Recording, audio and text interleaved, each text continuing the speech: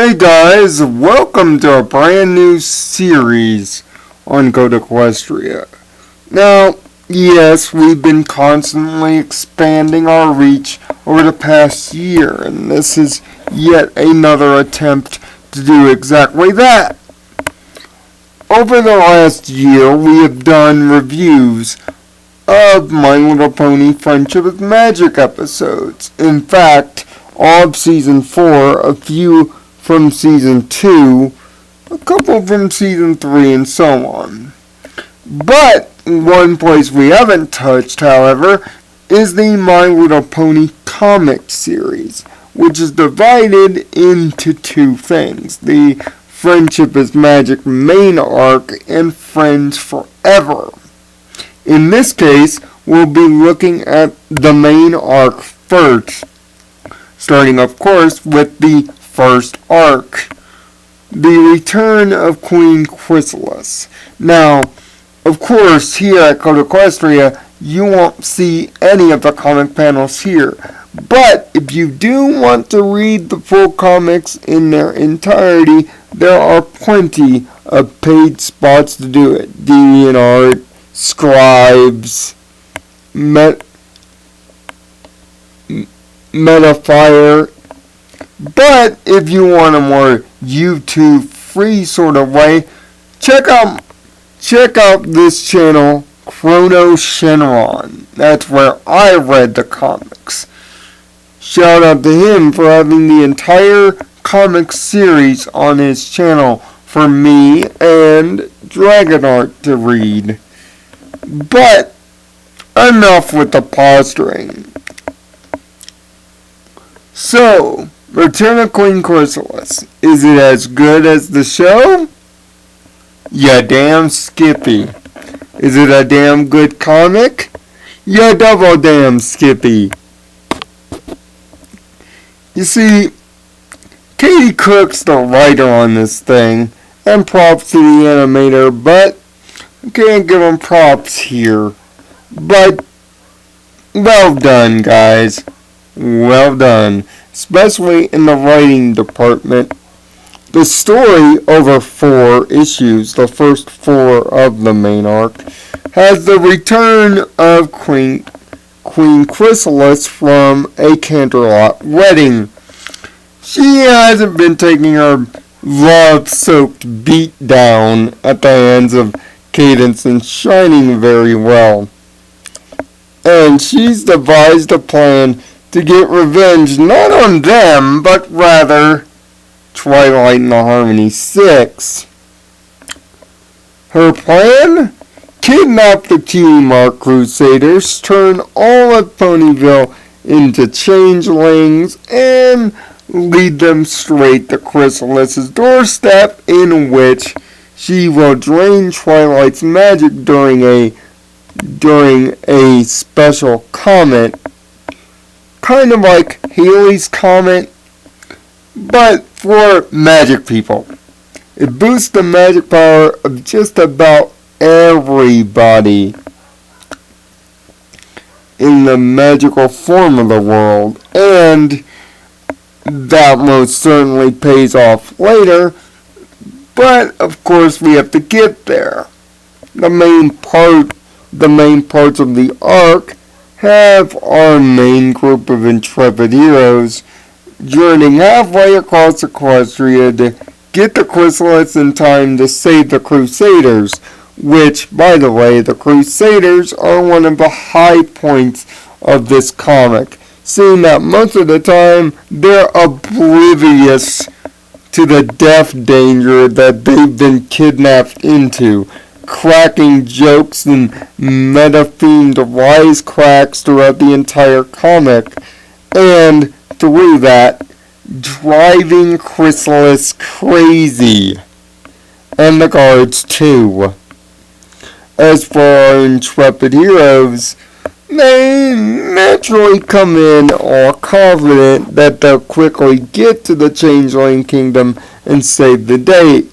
But thanks to some Chrysalis Changeling double dealing, the arguments begin, and the group splits up. Rainbow Dash Rainbow Dash referring to Twilight as an egghead. Applejack and Rarity going look before you sleep %.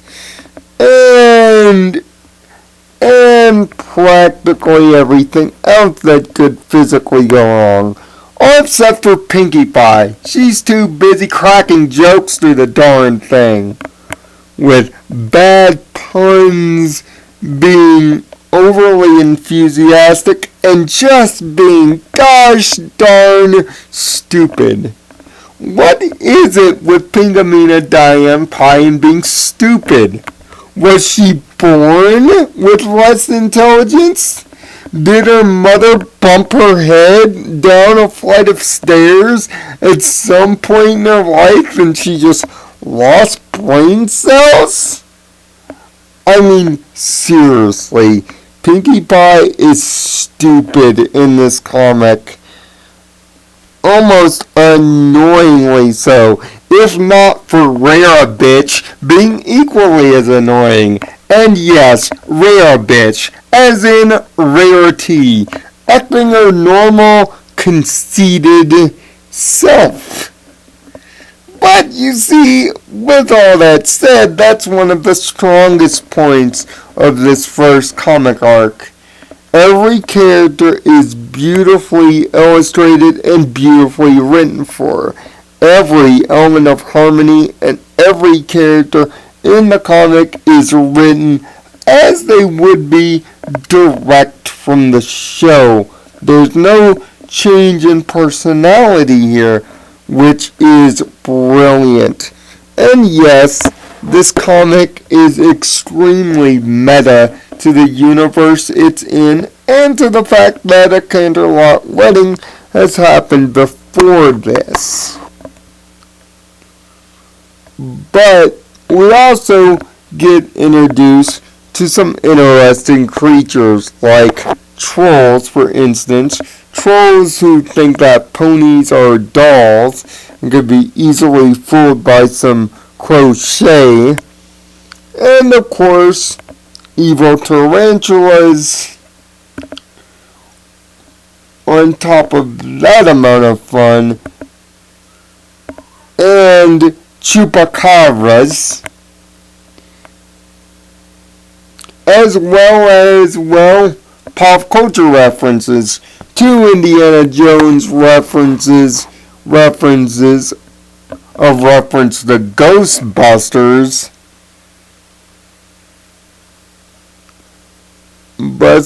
and other pop culture references. Hell, they even throw in an Evil Dead reference for goodness sakes in comic 4. But of course, if it doesn't seem like I'm going too massively in detail about the comic, it's because quite frankly, I want you to read this thing. It is an entertaining, brilliant read, especially for pony fans, and a great jumping off point for IDW, which I shouldn't get used to comics of this high level of quality, hearing some of the horror stories of the future comics in the series. Everything is brilliant here, from the moral and restate of some of the morals to some of the bigger action set pieces and even some of the comedic set pieces, especially between Chrysalis and the Crusaders, who are clearly rooting for the good guys but are totally naive to all proceedings, as Chrysalis just uses the Crusaders as a I need somebody to gloat to point for most of the comic. Except for her guards, and her guards are getting a massive kick out of everything that's going wrong with our heroes on top of that. From crazy disguises to even seeing Celestia get beat up a bit at the end of this thing.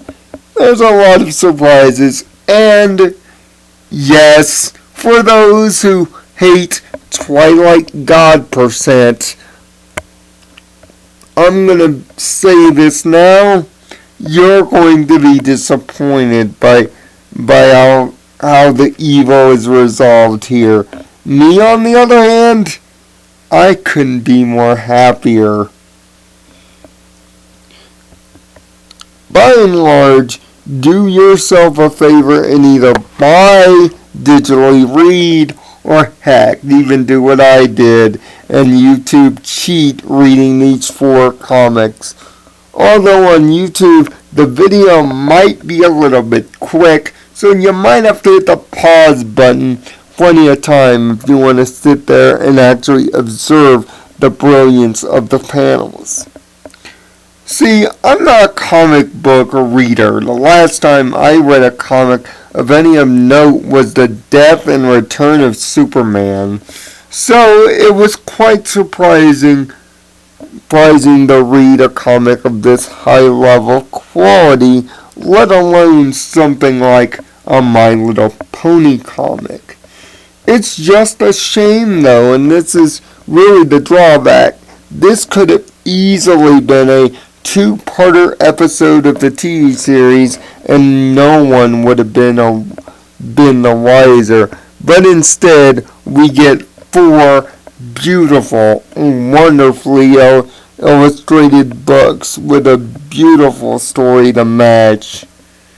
That's why I give the first series episode issues 1 through 4, The Return of Queen Chrysalis, a 9 out of the possible 10 by Cadet Review standards, or because it's pony related, we're going to just say 4 out of a possible 5 out of a possible 6. This is a must read.